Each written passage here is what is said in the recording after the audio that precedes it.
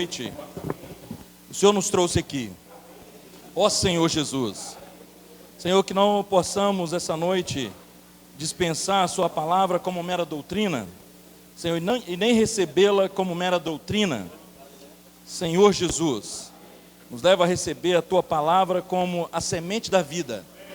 Senhor, nos leva a receber a tua palavra como realmente ela é, espírito e vida. Livra-nos, Senhor, de toda distração, Senhor Jesus. Senhor, nós sabemos que o ser humano, ele é tripartido, corpo, alma e espírito. Senhor, nós queremos exercitar o nosso espírito nesta hora, que aquele que se une ao Senhor é um espírito com o Senhor. A maneira do Senhor nos levar agora, Senhor Jesus, para a sala do trono, Senhor Jesus, e nos mostrar a sua beleza, é por meio de nós invocarmos o nome do Senhor, é por meio de nós usarmos o órgão certo, é por meio de nós usarmos o nosso espírito. Senhor, nós queremos ver a tua face. Senhor, se mostra, se deixa ser visto essa noite. Senhor, clamamos pelo teu sangue precioso. Senhor, não somos dignos, Senhor, de ver a tua face, Senhor, mas as suas misericórdias, Pai, elas não têm fim. Grande é a tua fidelidade. Pai, compadece de nós segundo a tua benignidade. Apaga nossas transgressões por meio das suas misericórdias. Grande é a tua fidelidade, Senhor Jesus. E ao ver a tua face, que nós possamos declarar que lindo, lindo, lindo, lindo és, Senhor Jesus. Vamos fazer uma dinâmica. Se os irmãos puderem ficar de pé, nós por 2 minutos, nós vamos invocar o Senhor Jesus como nunca. Invocar o nome do Senhor como se fosse da primeira vez. Porque todo aquele que invocar o nome do Senhor será salvo. E a maneira mais prática de você entrar na sala do trono, no Santo dos Santos, onde o Senhor está, é por meio de invocar o nome do Senhor. Ó Senhor Jesus, ó Senhor Jesus, ó Senhor Jesus, ó Senhor Jesus, Senhor Jesus, Senhor Jesus, Senhor Jesus, ó Senhor Jesus, Senhor Jesus, Tu és o nosso dono, Tu és aquele que nos comprou com Teu precioso sangue.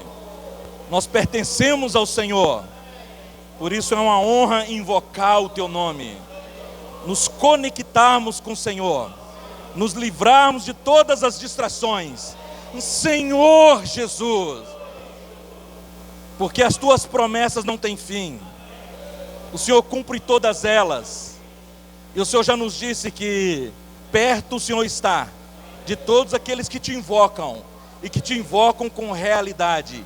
Jesus é o Senhor, aleluia, Senhor Jesus, amém. Podem se assentar, irmãos. Jesus é o Senhor, aleluia, Senhor Jesus, amém, aleluia. Irmãos, é um privilégio, e é por intermédio de Cristo que nós temos tal confiança em Deus. E é por intermédio das misericórdias e da graça do Senhor que nós estamos aqui essa noite, que o Senhor permitiu que nós estivéssemos aqui para compartilhar a palavra dEle. Então, que nós possamos otimizar e aproveitar bem o nosso tempo aqui nesta noite, né? O título da mensagem dessa noite é Mateus capítulo 17, a transfiguração de Jesus. A palavra transfiguração significa transformação ou metamorfose, que significa mudança de forma ou mudança de figura. Ou seja, o Senhor ele se transformou em Mateus 17. E aí nós vamos ver a aplicação dessa transformação. Mas antes disso, nós gostaríamos de compartilhar com os irmãos os capítulos que precedem essa grande revelação e esse grande evento que foi a transfiguração do Senhor Jesus. Graças ao Senhor, nós estamos estudando o livro de Mateus e já estamos no segundo semestre estudando o livro de Mateus. Começamos no ano passado, por isso que é o segundo semestre. Não é o segundo semestre desse ano. Este ano nós estamos ainda no primeiro semestre, mas é o segundo semestre dos estudos. Nós começamos o Evangelho de Mateus no ano passado, na conferência de setembro. Então foram 6 meses. E agora em março houve outra conferência. E naquela oportunidade, o tema central era o livro de Mateus. Mas o livro base continua sendo o livro de Mateus, que fala do reino de Deus. E o tema era: e será pregado esse evangelho do reino. E agora, nessa segunda etapa, nós vamos ainda continuar no livro de Mateus, onde fala sobre o reino de Deus, e o tema é então virá o fim, que está, os dois temas estão relacionados com a mesma passagem, né? Mateus 16, 24. E será pregado o evangelho do reino a todas as nações, então virá o fim. Desculpa, irmãos. Mateus 24, 14. Aleluia.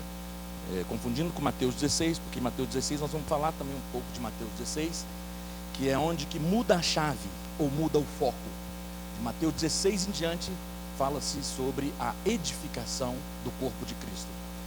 Então, para nós ruminarmos um pouco e lembrarmos das passagens e das mensagens que o Senhor tem falado para nós, então nós vamos falar de Mateus do capítulo 1 até o capítulo 17. Então vocês preparem para a gente ficar até meia-noite. Estou brincando. Então nós vamos falar, eu vou só ruminar e revisar alguns pontos interessantes, mas nós vamos falar mesmo de Mateus 16 e Mateus 17, certo? Mateus, aleluia. Mateus era um publicano, um cobrador de impostos. E aí, o primeiro evangelho é o evangelho de Mateus, o segundo Marcos, o terceiro Lucas, o quarto João. Mateus, ele escreveu o evangelho e a ênfase de Mateus é o reino de Deus. E Mateus tinha experiência e propriedade para falar sobre esse assunto, porque ele era um cobrador de impostos. Ele era odiado pelos judeus e também ele não era muito bem quisto pelos romanos. Ele estava ali a serviço de Roma. Roma dominava o mundo nessa época e escravizava os judeus, cobrando altos impostos. Mas eles queriam ter uma política de boa vizinhança e eles colocavam então judeus cobrando de judeus. E Mateus prestava esse serviço. Ele era coletor de impostos. E aí ele não era nada bem visto pelos judeus. Mas o arranjo de Deus, Cristo o chamou para fazer parte dos 12 apóstolos. E ele pôde registrar o evangelho de Mateus. É maravilhoso para nós, né? Maravilhoso. Então, e como ele trabalhava na esfera administrativa e no governo, ele pôde falar sobre o reino de Deus. Então ele começa no capítulo 1 falando da genealogia ou do nascimento de Cristo. E aí ele fala que Cristo, ele é o resultado das promessas. Então, quando no Velho Testamento foi prometido a Davi que no trono dele não faltaria um descendente, ele estava falando de Jesus Cristo. E aí no capítulo 1, Jesus Cristo, ele é a realidade dessa promessa. Então logo no capítulo 1 de Mateus, fala da genealogia dos antepassados de Cristo, até chegar em Cristo, certo? E ali no capítulo 1 fala que o nome dele será Jesus, porque ele salvará o povo dos pecados dele. Mas ele também teve outro nome, Emanuel, que quer dizer Deus conosco. Ou seja, para ter um reino, primeiro precisa de ter um rei. Então Jesus é o rei do reino dos céus. Então no capítulo 1 ali, fala da chegada do rei do reino dos céus. E também essa passagem nos faz lembrar de Isaías, capítulo 9, versículo 6. Um menino nos nasceu, um filho se nos deu, o governo estava sobre os seus ombros, e o seu nome será Deus forte, Pai da eternidade, Conselheiro, Príncipe da paz. Não é verdade? Então ali fala da chegada do rei do reino dos céus. Mas fala, um menino nos nasceu, um filho se nos deu.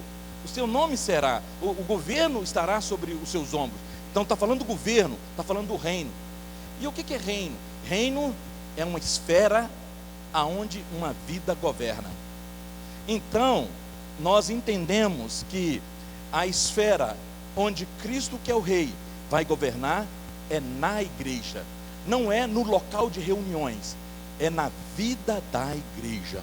A igreja compartilhada na sua casa, a igreja compartilhada no seu trabalho, a igreja compartilhada na sua vida social, a igreja compartilhada no seu momento íntimo individual, a igreja compartilhada com você, a sua esposa, seus filhos, a igreja compartilhada no trabalho, a igreja com os irmãos. Então, a igreja é a realidade do reino dos céus, onde Cristo, ele é o rei do reino dos céus. Então, o reino é uma esfera onde uma vida governa. Então, nessa esfera tem um povo, e o povo são os filhos de Deus, que Jesus, que significa, ele salvará o povo do pecado dele. Ele nos salvou, aleluia, ele nos introduziu na igreja. Hoje nós somos povo de Deus, nós somos filhos de Deus, ele é o nosso Deus, aleluia. Então, e ele é o nosso cabeça, ele é o rei do reino dos céus, aleluia. E ele tem um governo, irmãos. Toda nação, todo reino, todo governo, ele precisa ter uma administração, ele precisa ter um governo, e esse governo, ele tem que ser soberano, aleluia. O governo estava sobre seus ombros.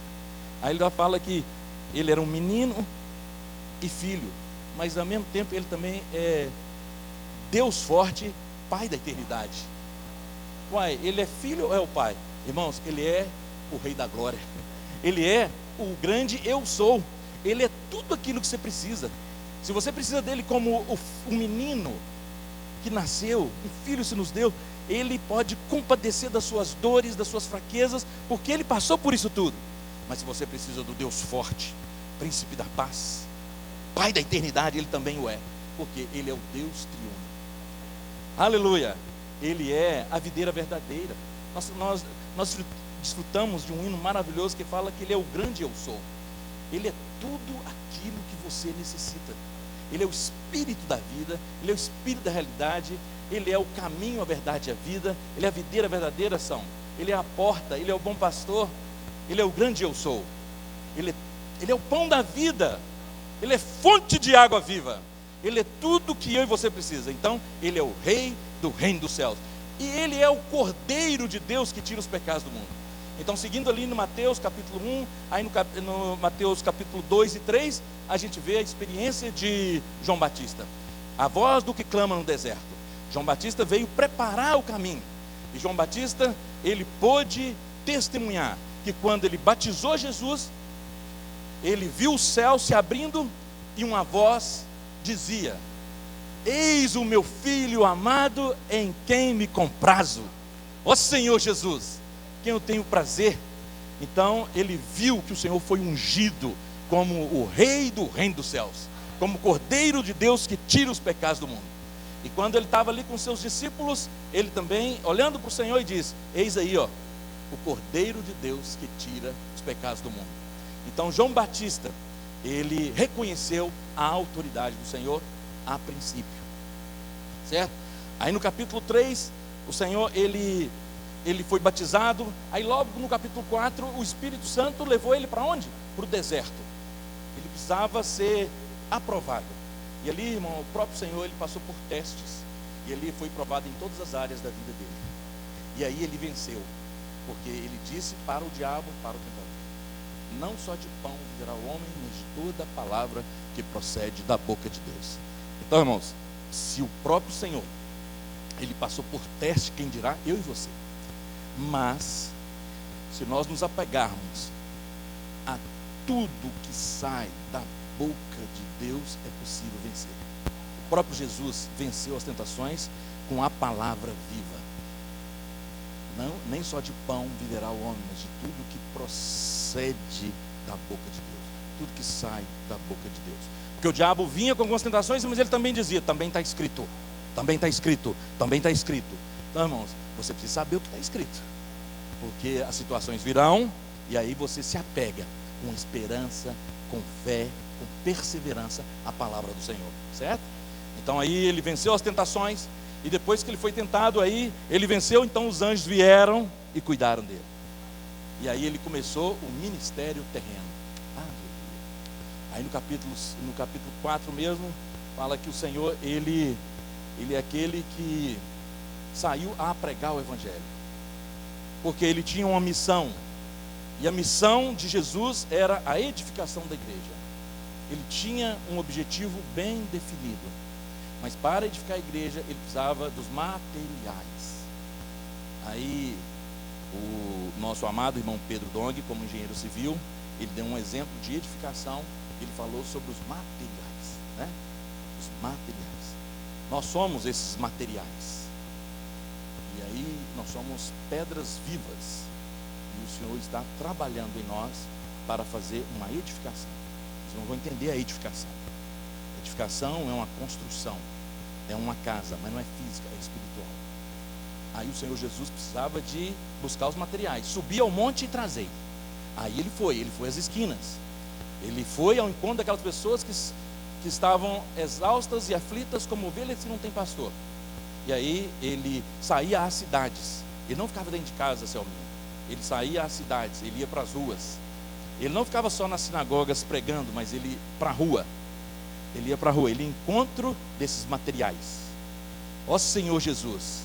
E aí ele precisava trazer esses materiais, porque o objetivo dele é reunir os materiais para fazer uma obra. Então aí ele saía ao encontro dessas pessoas, e aí ele vendo as pessoas que estavam exaustas e aflitas, como ovelha que não tem pastor, ele se compadecia dela, aí ele cuidava.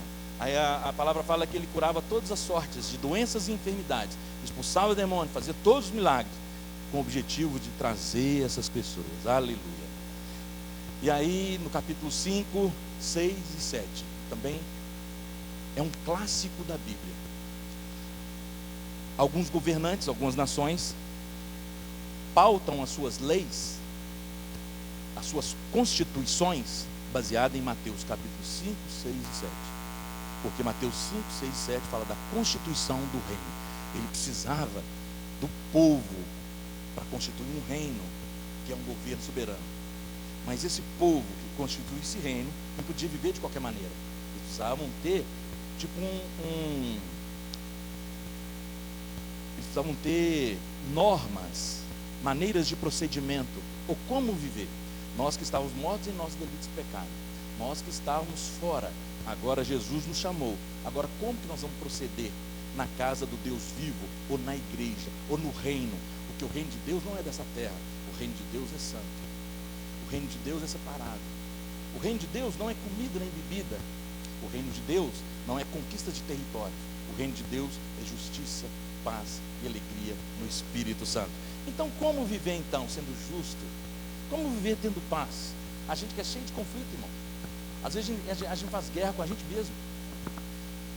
E há uma dificuldade quando põe 2 ou 3 para resolver uma coisa com a gente. Ó Senhor Jesus. Mas é possível, irmãos. É possível. Porque o Rei do Reino dos Céus, Ele começou uma boa obra em nós, e Ele há de findar até o dia de Cristo. Então aí ele começou a falar de Mateus 5, 6 e 7, que fala da constituição do reino. E ali, quando nós estudamos Mateus 5, 6 e 7, nós vimos que a chave e a porta é: bem-aventurados os pobres de espírito, porque deles é o reino dos céus. Então o Senhor ensina para nós o caminho da humildade. Deus, Ele concede graça ao humilde, mas ao soberbo, ó Senhor Jesus, Ele resiste o soberbo. Ele confronta o soberbo. Por que, irmãos, o soberbo? Porque é a matriz de todo pecado. Porque o arcanjo que andava no brilho das pedras, que por causa da sua formosura, sua sabedoria, ele encheu de vaidade e de orgulho seu coração, e ele quis ser igual a Deus e colocar o seu trono acima das estrelas. Então ele se orgulhou. Então é por isso que Deus, ele resiste o soberbo, e ao humilde ele concede a sua graça. Então por isso que é bem-aventurado os pobres de espírito, os humildes de espírito, que deles é o reino do céu. Irmãos, esta lição é uma lição dificílima. Às vezes nós somos simples, ou às vezes você acha uma pessoa simples, às vezes desprovida de recursos financeiros, mas uma pessoa que tem uma alma e um orgulho tão forte. Às vezes você encontra pessoas, às vezes, que tem um pouquinho mais de recurso e tal, mas são pessoas mais humildes. Mas é por quê? Porque são trabalhadas pelo Senhor. Nossa, a soberba, ela precede a ruína. Senhor Jesus. Então, quanto mais simples, quanto mais humildes, mais o Senhor tem caminho em nós. Porque bem-aventurado ou felizes os pobres de espírito, porque deles é o reino dos céus. Ó Senhor Jesus. Aí, não sei se os irmãos lembram que a gente desfrutou muito de Isaías 58. Lembra? O que fala Isaías 58, 1 e 2? Diz assim, olha: o céu é o meu trono, a terra estrado dos meus pés. Aí ele fala assim, olha: que casa edificarei vós para mim? Que habitação eu terei de descanso? Das minhas mãos eu criei todas as coisas passaram a existir. Então, qual que é a sua pretensão? Preste atenção. Eu sou tão grande, né? O céu é meu trono, a terra é estrada. Qual que é a sua pretensão de fazer uma casa para mim? Mas aí, lá em Isaías 58, fala o seguinte, que Isaías 66, 1 e 2. 58 fala de que ele habita no coração contrito e no espírito abatido. Vamos ler Isaías 66, 1 e 2. Esse versículo é maravilhoso, irmãos. Ó Senhor Jesus, Isaías 66. Aí a gente liga com 58. Isso. Isaías 66, 1 e 2. Diz assim, olha: assim diz o Senhor: o céu é o meu trono, e a terra estrado dos meus pés. Que casa me edificareis vós? E qual é o lugar do meu repouso? Porque a minha fez todas as coisas, e todas vieram a existir, diz o Senhor. Mas o homem para quem olharei é este, o aflito e abatido de espírito, e que treme da minha palavra. Tem uma versão, a King James, que fala que é aquele que tem amor reverente à minha palavra. Então, olha qual é o lugar de habitação.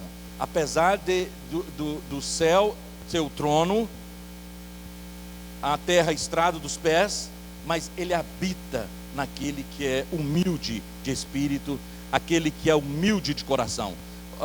Isaías 57, 14 e 15, irmãos. Isaías 57, 14 e 15.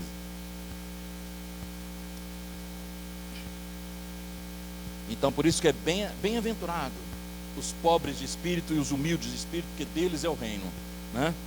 Isaías 57, 14 e 15. Dir-se-á: aterrai, aterrai, preparai o caminho, tirai os tropeços do caminho do meu povo, porque assim diz o alto, o sublime, que habita a eternidade, o qual tem um nome de santo. Habito no alto e santo lugar, mas habito também com o contrito e abatido de espírito, para vivificar o espírito dos abatidos e vivificar o coração dos contritos. Então aqui o versículo 14 fala: dir-se-á, aterrai, aterrai, preparai o caminho. Então a maneira de preparar o caminho é ser simples e humilde, pobres de espírito, porque é nesse que o Senhor tem prazer, é nesse que o Senhor, Ele quer fazer habitação e morada. Então, seguindo ali, Mateus capítulo 5, 6 e 7, aí nós temos Mateus capítulo 8, que o Senhor, Ele também continua no Mateus capítulo 9, ele continua a pregação. Mateus 9, 35 e 36, fala da pregação do Evangelho, que ele curava toda sorte de enfermidades, expulsava demônios, e ele pregava o Evangelho do reino. E aí ele, ajuntando os materiais, ele continua no capítulo 10, ele compartilha essa visão com os apóstolos, falando que eles também precisavam sair, e que a seara, no capítulo 9 mesmo, ele fala que a seara é grande, mas os trabalhadores são poucos. No capítulo 10 ele chama os 10, abençoa e manda eles seguirem. Aí no capítulo 11, nós temos uma surpresa desagradável, porque Jesus, o Rei do Reino dos Céus, o Cordeiro de Deus que tira os pecados do mundo, que veio para transformar as nossas vidas, nos arrebanhar, sendo o nosso pastor, nós as ovelhas dele, ele realizando aqueles milagres fenomenais. No capítulo 8 então ele mostra a sua autoridade, ele ressuscita, ele faz o coxo andar, ele faz o cego, ele torna a vista aos cegos, ele faz o mudo falar, ele faz o surdo ouvir, ele faz milagres, ele acalma tempestades, ele mostra todo o seu poder. Mas ele encontra dificuldade numa patrulha ideológica. Ele encontra uma dificuldade entre os fariseus, ele encontra entre os saduceus, entre os religiosos da época, porque estavam com ciúmes dele, e eles faziam de tudo para rejeitar o Rei do Reino dos Céus. E pasmem, não só esses, mas ele encontrou resistência também em João Batista. João Batista, no capítulo 11, ele preso, ele falou assim, olha, ele mandou os discípulos dele perguntar, pergunta lá se é ele mesmo o Messias, ungido, aquele que viria, ou devemos esperar outro? Aí o Senhor também, uma resposta objetiva, vai lá e conta para ele o que vocês estão vendo e ouvindo. Ó Senhor Jesus, que o Senhor possa abrir os nossos olhos, irmãos. Vai lá e diz para ele o que vocês estão vendo e ouvindo. Irmãos, nós não podemos de maneira nenhuma rejeitar a autoridade de Cristo. Ele no capítulo 8, igual eu disse para os irmãos, ele mostra toda a sua autoridade, a sua autoridade sobre a natureza, acalmando as tempestades, a sua autoridade ressuscitando os mortos, porque ele faz milagre da ressurreição. Com uma palavra só, ele manda que ressuscite, e aí a pessoa logo ressuscita. Ele faz muitos milagres, mostrando que ele veio salvar as pessoas dos pecados dela. Irmãos, e ele, quando ele veio, e ele foi, trilhou o caminho até a cruz, e na cruz, naquele madeiro, ele levou sobre ele todas as nossas dores, todas as nossas enfermidades. Ou seja, ele é o nosso único e suficiente Salvador e libertador. Aí nós continuamos ali no capítulo 12. Aí no capítulo 13 nós temos as parábolas, né? Tem a parábola do semeador. Aquele hino que nós cantamos é maravilhoso, né? O semeador saiu a semear a semente santa em cada coração. Remove, Senhor, todas as pedras. Remove, Senhor, todo o ciúme que há no meu coração. Remove, Senhor, toda a mágoa, toda a falta de perdão. Remove, Senhor, todo o ego, todo o orgulho. Remove, Senhor, toda a obra da carne. Remove, Senhor, toda a ambição, toda a vaidade, todo o ego, toda a busca de poder. Remove, Senhor, essas coisas. O Senhor tem que remover, irmão, limpar a terra, para ela poder frutificar. Porque aqui tem vários tipos de terra aqui essa noite, vários tipos de coração. Aí cada um tem que ir diante do Senhor. Senhor, como está o meu coração? Eu quero que a minha terra seja aquela boa terra, que frutifica a 100, a 60 e a 30 por 1. Não pode ser aquela terra que está à beira do caminho, pisada, que nada entra nela. Não pode ser aquela terra cheia de espinhos. Ó Senhor Jesus, que sufoca, né, as preocupações com essa terra. Senhor Jesus, e não pode ser aquela que tem muitas pedras, aí a semente não germina. Irmãos, não tem problema com a semente é santa. Tem problema é com o nosso coração. Mas se nós voltarmos o nosso coração e pedir com sinceridade, o Senhor vai limpar. Então a gente chega ali, aí Mateus 13, aí a gente chega até Mateus, aí a gente chega em Mateus 16, aleluia, chegamos, irmão, não precisou ser meia-noite não, chegamos em Mateus 16, só que Mateus 16 tem uma virada, é isso que o Senhor quer mostrar para nós, irmãos. Mateus 16 tem uma virada. Até agora, de Mateus capítulo 1 ao capítulo 15, mostrou o Cordeiro de Deus que tira os pecados do mundo. Mostrou o Emanuel, Deus conosco. Mostrou Jesus salvando o povo do pecado deles. Ele semeando, ele pescando, não peixe, mas pescando homens. E trazendo para uma obra. Mas toda obra precisa de um resultado. E aí, essa chave, e que o Senhor precisa mostrar para nós essa noite, e também nós ruminarmos essa palavra e entendermos a virada que o Senhor dá no capítulo 16. O que acontece no capítulo 16? É a primeira vez na Bíblia que fala da igreja. Aleluia! A igreja é como aquela mulher virtuosa de Provérbios 31. A igreja é a menina dos olhos, a igreja é a noiva, a igreja é a cooperadora, a igreja é o corpo de Cristo, a igreja é a expressão de Deus na terra, a igreja é a cooperadora de Jesus.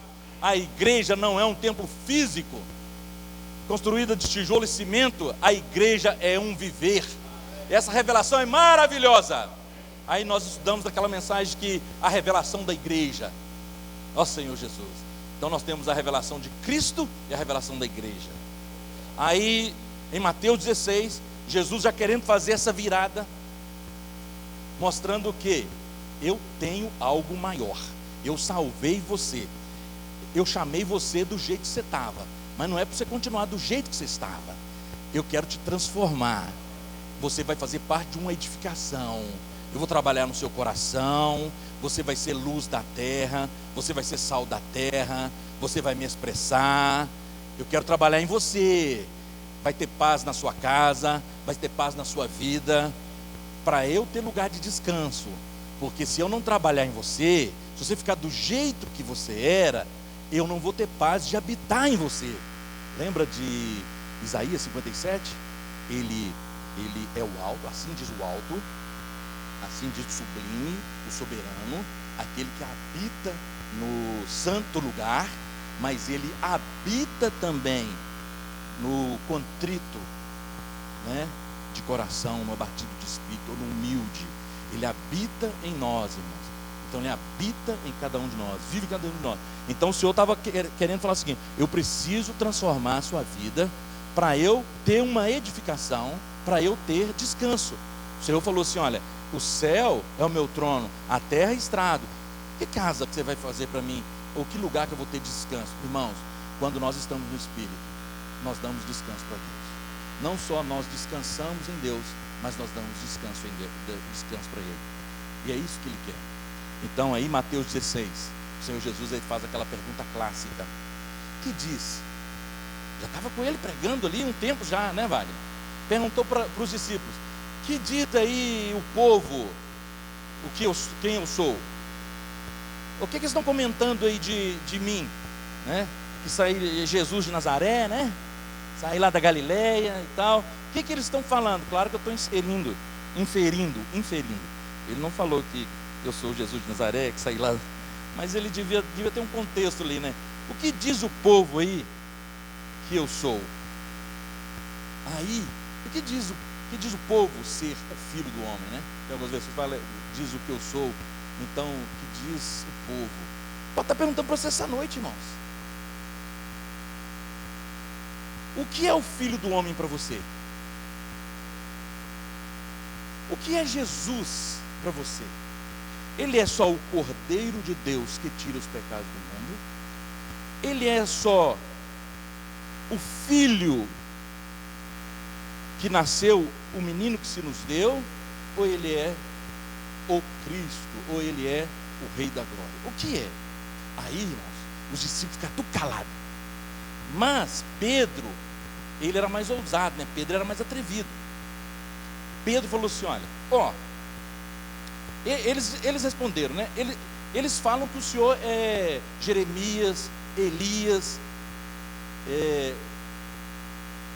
João Batista, alguns profetas, ou alguns profetas, né? Seria Jeremias, seria Elias, ou alguns dos profetas, João Batista. Aí o Senhor voltou para eles.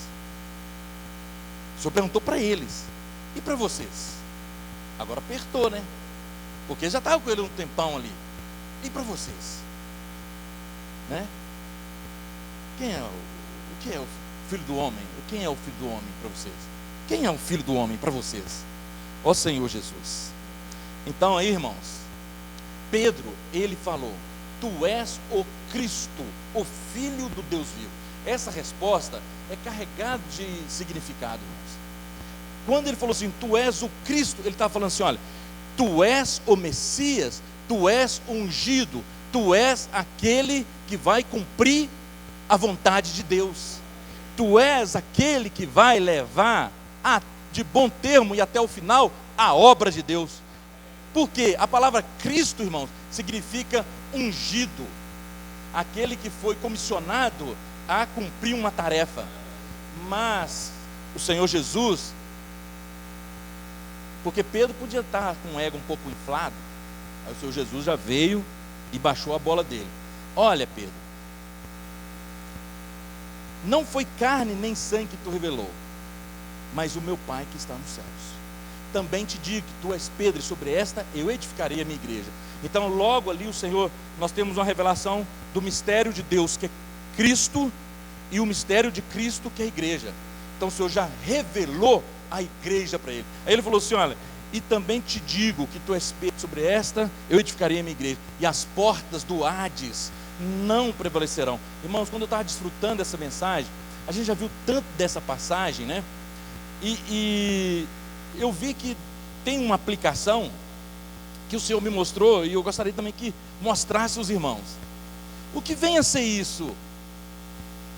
Eu edificarei a minha igreja, e as portas do inferno não prevalecerão contra ela.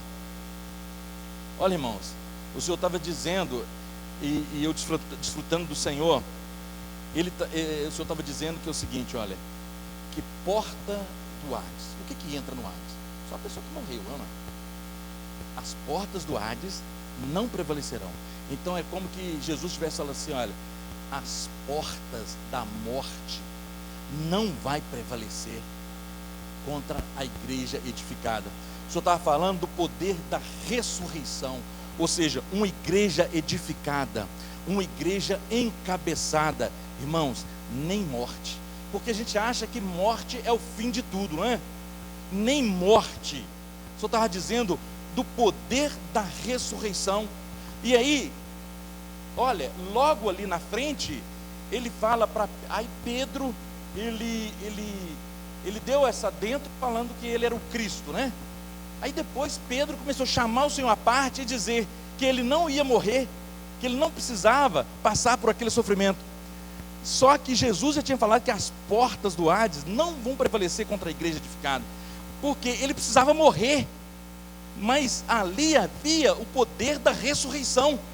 Mas Pedro não tinha visto a ressurreição. O Senhor Jesus já tinha falado das portas do Hades.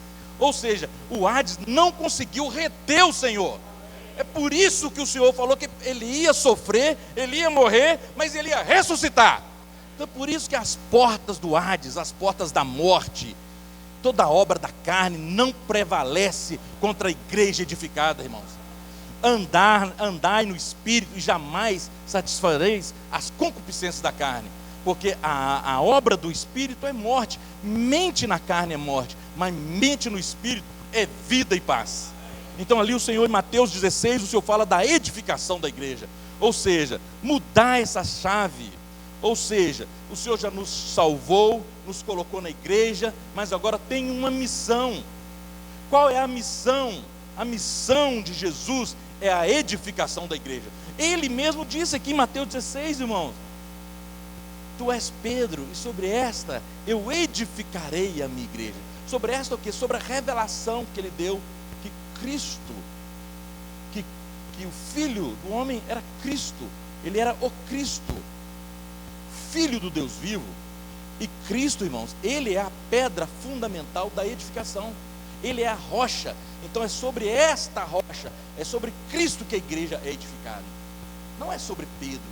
Pedro é uma pedrinha, que também está sendo edificado, que nós também somos essa pedrinha.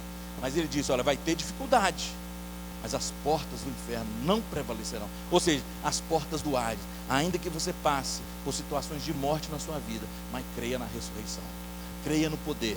A morte vence a vida, mas a ressurreição vence a morte. Então, o Senhor Jesus, Ele fala ali dessa edificação, e aí Ele continua dizendo que Ele tem uma obra, irmãos. E essa obra de edificação, edificação é como se fosse uma construção, né? Uma construção, uma obra. E Deus, Ele quer essa casa.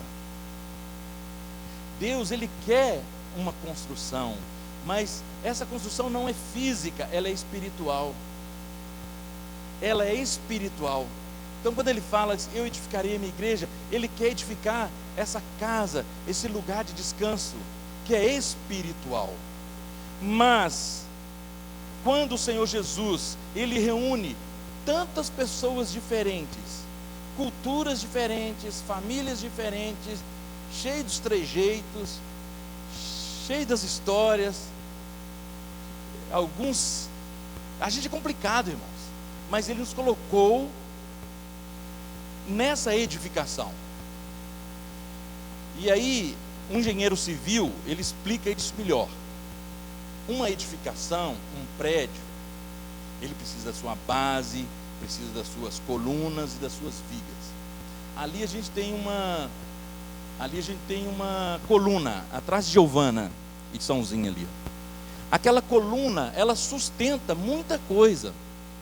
Mas, você vê a coluna assim, você vê um concreto armado. Mas para formar o concreto armado, você precisa dos materiais. Né, Magela? Você precisa dos materiais. O engenheiro civil, ele sabe explicar. Você precisa dos materiais. Você precisa de cimento, você precisa de areia, você precisa de brita, que é a pedra triturada. Não é verdade? Você precisa da água ali, aí você faz aquele concreto. Aí depois você monta uma forma, e daquela forma você coloca ferragem. Aí tem uma reação ali, química ali desses materiais, aí forma aquele concreto. Aí quando você olha para uma coluna, você vê a coluna, você não vê os materiais. Tá certo? Assim é a edificação da igreja. São muitos materiais. Mas quando Deus olha a edificação. Porque o material separado não serve, irmãos. O material, quando ele está lá na loja de material de construção, é perigoso ele até enferrujar lá, né, Maria? Ficar muito tempo debaixo de sol e chuva, ele vai deteriorando a ferragem. O cimento, ele perde a sua eficácia, não é verdade? O cimento velho não serve. Então, irmãos, o Senhor colocou esses materiais na igreja. Mas o cimento, o ferro, a areia, a água, a pedra é inanimado, não tem vida.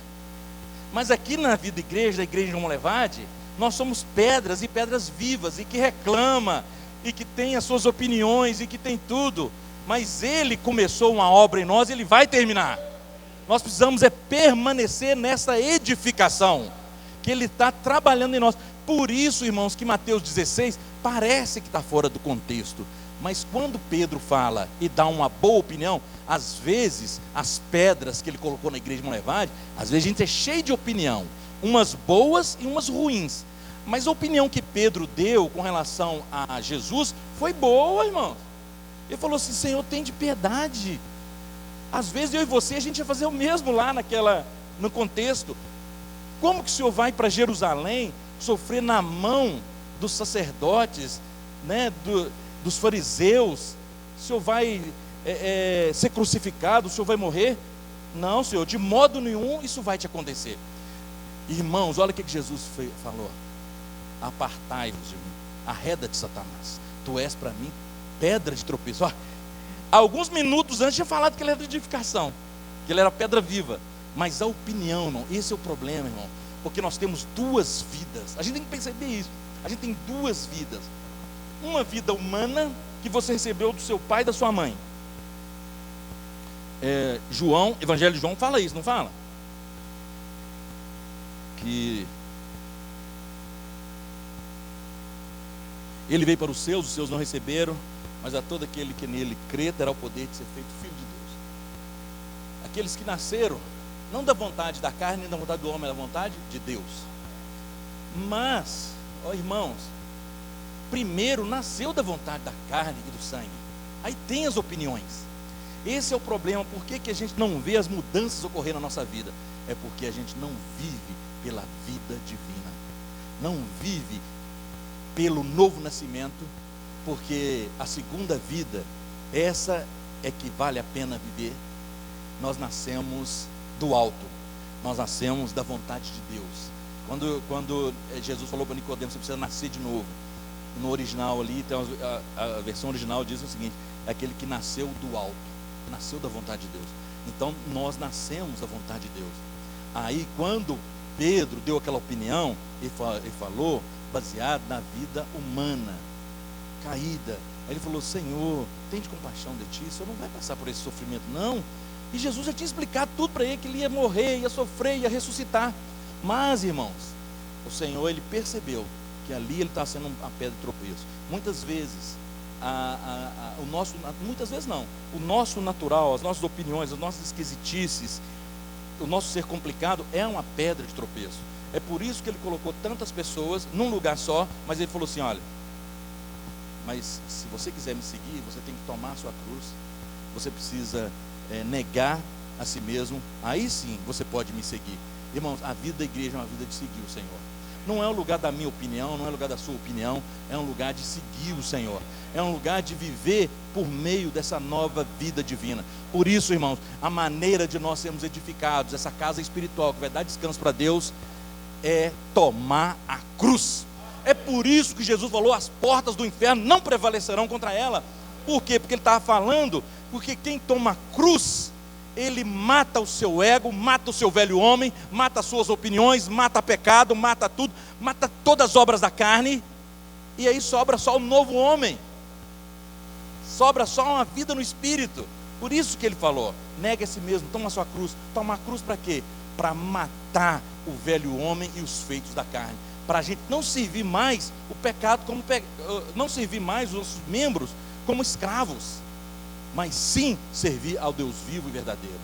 Por isso, irmãos, o caminho realmente é a cruz, é a mensagem da cruz.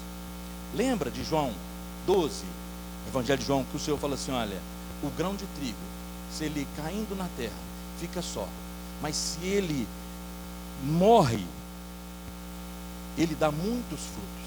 Se ele caindo na terra, se ele não morrer, ele vai ficar só. Irmãos, nós precisamos realmente morrer nas nossas opiniões, morrer para o pecado, morrer para as concupiscências, morrer para a inveja, morrer para a cobiça, morrer para a fofoca, morrer para a falta de perdão, morrer para essas coisas que a gente sabe que é negativo, se ninguém explicar para a gente. Mas aí quando você morre para essas coisas, você ressuscita. Ó Senhor Jesus, quando nós nos unimos ao Senhor na mensagem da cruz, porque como ele foi crucificado, nosso velho homem também foi, para que da maneira que ele foi glorificado, nós também seremos glorificados. Ó Senhor Jesus. Então isso é maravilhoso, essa passagem de Mateus 16, né? E aí agora chegamos para eu terminar em Mateus 17. Aleluia. Vamos abrir onde nós vamos falar agora que vai começar a mensagem, a transfiguração de Jesus. Mateus 17, 1 e 2. Mateus capítulo 17, versículo 1 e 2.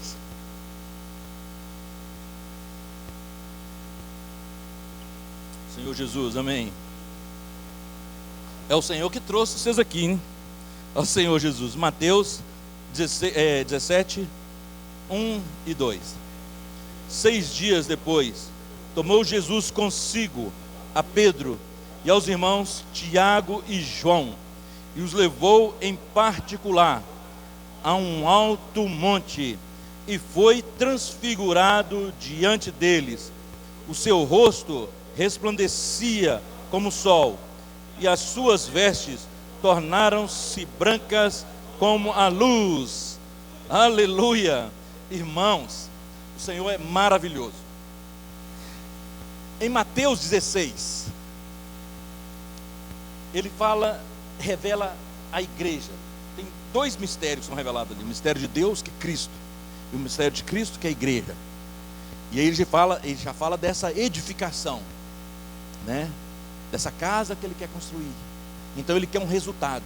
Ele semeia do capítulo 1 ao capítulo 15. No capítulo 16 ele quer um resultado. Ele quer esse resultado. Em Mateus 16, ele leva o povo para Cesareia de Filipe, os discípulos. O que é Cesareia de Filipe? Era um lugar mais calmo, longe da religião, longe de bagunça, longe. Para quê? Para revelar para eles a igreja. E aí Cesareia de Filipe fica ao sopé do Monte Hermon. O Monte Hermon significa monte sagrado. Cesareia de Filipe ficava lá embaixo, na base do monte, por isso que é sopé. Mas em Mateus 17, ele leva eles para o pico do monte, porque ele queria dar outro tipo de revelação para eles. Mas, irmãos, o Senhor, vocês estão preparados para o Senhor dar outro tipo de revelação? O Senhor trouxe vocês aqui, presta atenção. O Senhor levou 3 do seu círculo íntimo, levou 3 dos apóstolos. Apóstolo era 12, então 25%, né? 25% de 12 é 3. Levou Tiago, Pedro e João. Levou só 25%. Mas graças a Deus, aqui tem muito mais de 3. Véio. O Senhor trouxe você aqui essa noite para te dar uma visão. Uma visão do Cristo transfigurado. Uma visão do Rei, do reino dos céus. Uma visão do Cristo glorificado. Ele foi, irmão, transfigurado. Ó Senhor Jesus, olha o que diz no final de Mateus 16. Olha, no final de Mateus 16, diz assim, olha, Mateus 16, versículo 26 a 28 diz assim, ó: pois que aproveitará o homem se ganhar o mundo inteiro e perder a sua alma? Ou que dará o homem em troca da sua alma? Porque o Filho do Homem há de vir na glória do seu Pai, com seus anjos, então retribuirá a cada um conforme as suas obras. Em verdade vos digo, que alguns há, dos que aqui se encontram, que de maneira nenhuma passarão pela morte, até que vejam vir o Filho do Homem no seu reino. Ó Senhor Jesus. Irmãos, aqui fala vir o Filho do Homem no seu reino. Em Lucas tem alguns detalhes, fala em vir o reino de Deus. Então, sabe, quando Jesus fala que alguns estão aqui que não vão morrer e que vão poder ver o Filho do Homem vindo em seu reino, se completou logo aqui em Mateus 17. Porque em Mateus passou 6 dias, e aí ele mostrou. É como se ele desse um aperitivo, um vislumbre. Ó Senhor Jesus, uma amostra. Irmãos, vocês não se sentem privilegiados? Vocês não se sentem privilegiados de tanta revelação que Deus está mostrando? Ó Senhor Jesus. Mas Deus quer um resultado também. Esses 3, nós vemos na história cristã, que eles tiveram uma importância tremenda, e eles foram impactados com essa visão. Irmãos, nós somos privilegiados. O Senhor nos trouxe aqui essa noite. O Senhor tem permitido algumas palavras que chegam até nós. O que nós estamos fazendo com essas revelações? Irmãos, nós louvamos o Senhor essa noite. Abra o meu coração para que entre o Rei da Glória. No Evangelho de João fala que se creres, verás a glória de Deus. Irmãos, o que é glória? Glória é a presença máxima do Senhor. Glória é o Senhor com o seu poder e a sua majestade. Então, não é mais o Cordeiro de Deus que tira os pecados. Aqui era o Rei da Glória. é o rei com todo o seu poder. Ele apareceu para eles ali. É como que um irmão uma vez que nos ensinou, ele liberando uma mensagem falando desse capítulo 17, ele falou que é como se o Senhor tivesse um zíper e ele abriu ali entre eles e ele manifestou a glória. Irmãos, eles viram a glória do Senhor. Eles viram, irmãos, olha, 6 dias depois, tomou Jesus consigo Pedro e os irmãos Tiago e João, e os levou em particular a um alto monte, e foi transfigurado diante deles. O seu rosto resplandecia como o sol, e as suas vestes tornaram-se brancas como a luz. Ó Senhor Jesus. Irmãos, é um único versículo, mas ele é muito profundo. Você imagina, tem aqueles ternos, que eles têm aquelas capas, né? Aí tem um zíper. Você coloca o terno, você coloca o terno, coloca a calça. Então você abre ali daquela capa.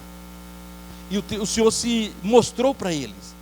E eles viram a glória do Senhor. Eles viram o Senhor brilhando para eles. Mas esse é o ponto. Para ter essa visão, você precisa subir ao alto monte. O Senhor levou eles para o alto, porque no alto você tem uma visão panorâmica. Irmãos, o Senhor está querendo nos levar para algo a mais. Ele já nos revelou o Cristo, Ele já nos revelou a igreja, mas agora Ele quer nos revelar o Cristo transfigurado, o Rei da glória. Ou seja, Ele quer mostrar para nós um pouquinho daquilo que nós veremos quando Ele voltar na sua glória, e para retribuir cada um. Porque quando no final de Mateus 16 fala que Ele voltará, e aí na sua glória, e vai retribuir cada um, Ele está falando do tribunal. Ele vai julgar, será na segunda vinda dele. Mas aqui Ele já antecipou essa visão para esses que estão no seu círculo íntimo, para Tiago, para Pedro e para João. Irmãos, e Pedro, ele dá testemunho disso. Olha o que ele fala na primeira epístola. Senhor Jesus, olha, ele ficou tão impactado com essa visão. Senhor Jesus, amém. Pedro, primeira epístola, Pedro 2, 1, 19. Vamos ver aqui. Senhor Jesus.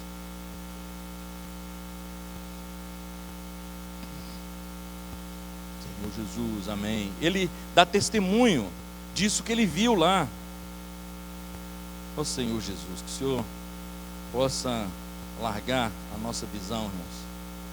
Senhor Jesus, amém, aleluia. Irmãos, aleluia.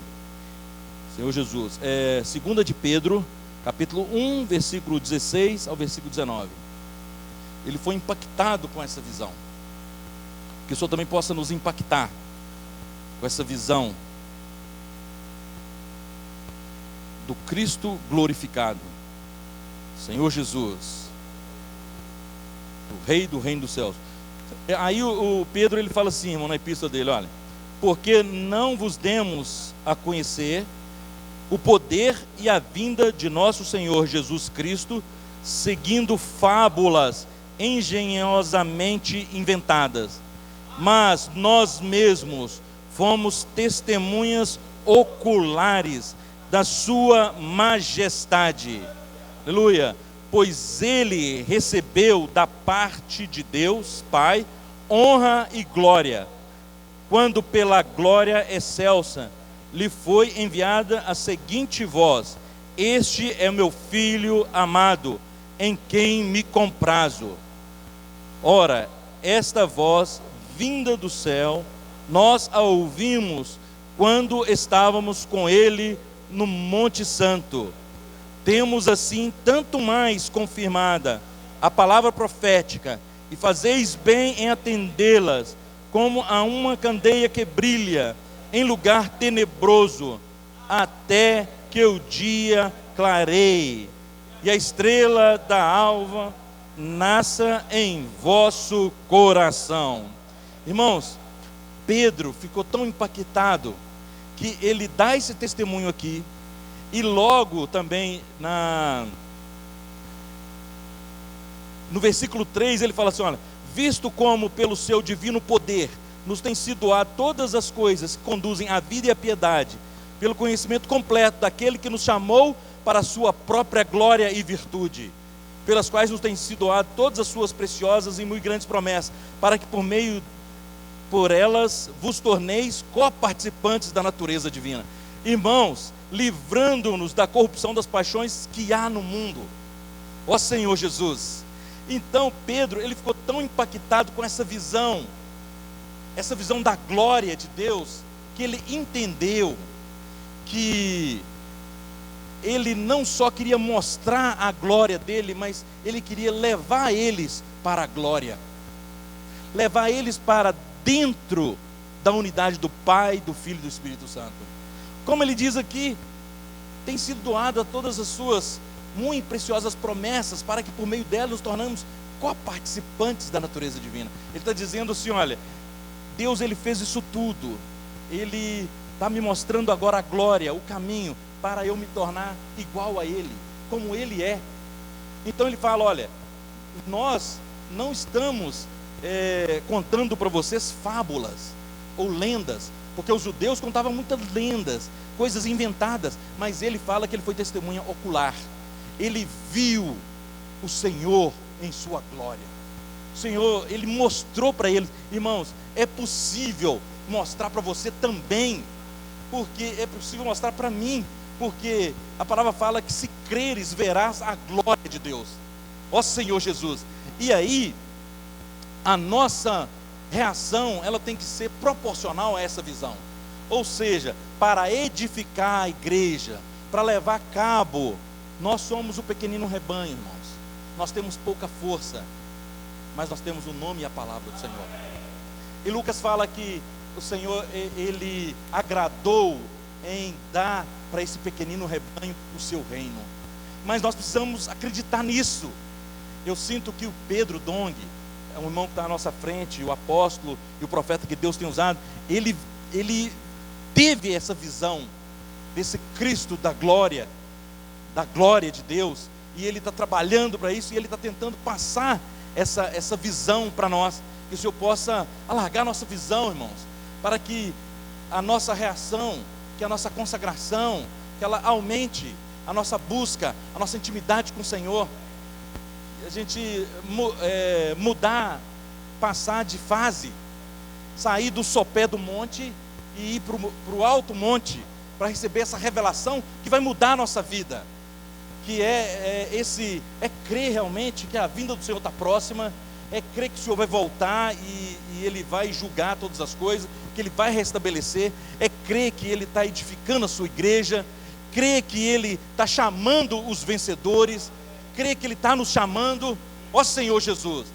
Irmãos, não só Pedro teve essa visão, mas João também, ele foi impactado com essa visão, porque João, ele fala que quando o Senhor, ele veio, ele fala assim: olha, a lei foi dada por Moisés, agora a graça e a verdade vieram por intermédio de Cristo, e nós vimos a glória como do unigênito do Pai. E aí depois ele fala assim: ó filhinhos, ó amados, somos filhos de Deus, né? Na primeira epístola, no capítulo 3, 2, ó amados, nós somos filhos de Deus, mas não se manifestou aquilo que ainda havemos de ser, nós seremos iguais, semelhantes a Ele. Então, irmãos, ele viu isso, por isso que ele deu a sua vida. Pedro viu isso, por isso que Pedro foi, ó Senhor Jesus, crucificado de cabeça para baixo. Paulo foi decapitado. Esses irmãos, eles deram a vida por isso. Paulo também, ele viu isso, que Paulo fala que nós contemplamos o Senhor como por espelho, nós somos transformados de glória em glória. Ele viu isso. Ele não fiz exatamente pela fé, ele viu isso. Ó Senhor Jesus. Então, irmãos, que o Senhor possa abrir os nossos olhos e que nós possamos servir o Senhor, porque a missão do Senhor é edificar a igreja, e a nossa missão também é edificar a igreja. Em Efésios, eu quero ler com os irmãos Efésios 4, que fala, só para finalizar, que o Senhor, irmãos, Ele tem dado ferramentas para nós cooperarmos com o Senhor.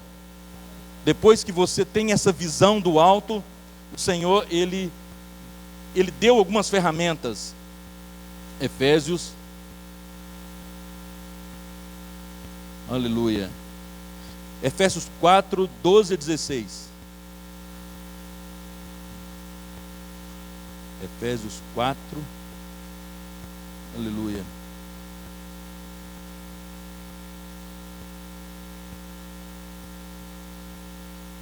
Amém?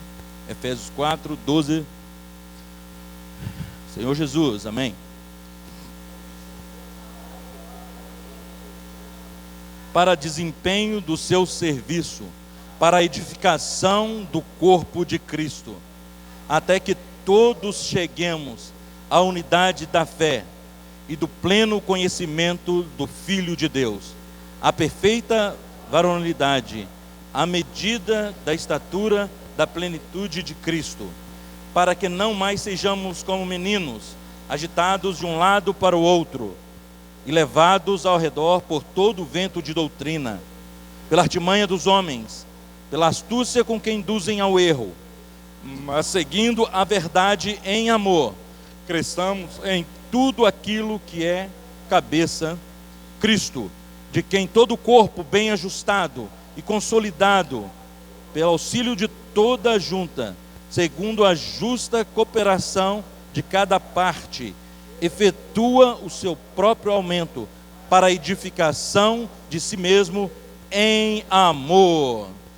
Senhor Jesus, no versículo 12, fala que Deus, Ele concedeu evangelistas, apóstolos, profetas, Ele concedeu esses homens como mestres, como dons, com vista ao aperfeiçoamento dos santos, para a obra do desempenho do seu serviço. No original é para a obra do ministério.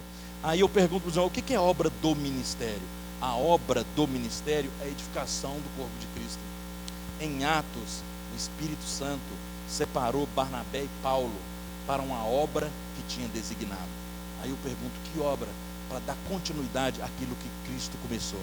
Ele começou evangelizando, reunindo os materiais, depois edificou esses materiais, trabalha nesses materiais para ter um lugar de descanso. Então a edificação da igreja é quando eu e você, a gente dá esse lugar de descanso ao Senhor. Então essa obra do ministério é a edificação do corpo de Cristo.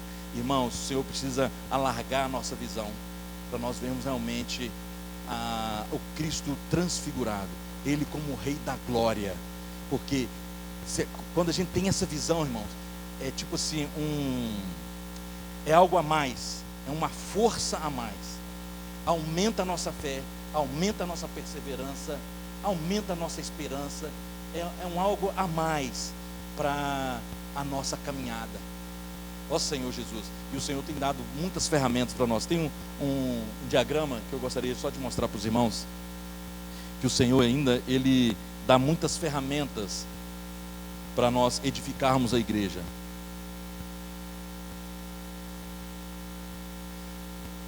E para finalizar, irmãos, isso aqui é um diagrama, irmãos. Um diagrama é uma representação gráfica, de alguns fatos, de algumas ferramentas, de algumas etapas de um determinado processo, para você atingir um ou mais resultados. Então, essa representação gráfica, ela mostra que hoje, para a obra do ministério, o que é a obra do ministério? Nós vimos que é a edificação do corpo de Cristo. Em 2014, o Senhor nos deu o IVPT, que está ali no centro da obra, que é o Instituto Vida para Todos. Além de ser um canal de comunicação, ele é um fomentador. Nesse diagrama, vê que as setas estão saindo para as ferramentas. Então, ele não produz as ferramentas é Deus que dá. É Deus que deu o CEAP, que é o Centro de Aperfeiçoamento para a Propagação do Evangelho. É Deus que deu a editora para produzir os livros espirituais. É Deus que deu a comportagem dinâmica, comportagem espacial, comportagem por oportunidade. É Deus que deu o Bucafé, que é uma livraria, uma cafeteria para a propagação do Evangelho. É Deus que deu a comunicação e o 288, né? E Deus é que deu o Expolivro. E nós estaremos servindo no Expolivro aqui em João Monlevade, do dia 14 ao dia 26. E aí, irmãos, eu peço que façamos parte do círculo íntimo do Senhor, aqueles 25% para nós servirmos ao Senhor. Tem muitos serviços práticos, né? Nós vamos receber aqui os comportores, nós vamos receber os ceapistas, então nós vamos fazer lanche aqui para eles. A gente pretende, a gente está estudando em algumas refeições, fazer aqui, dar um suporte para eles, servir também espiritualmente na pregação do Evangelho, no posso orar por você.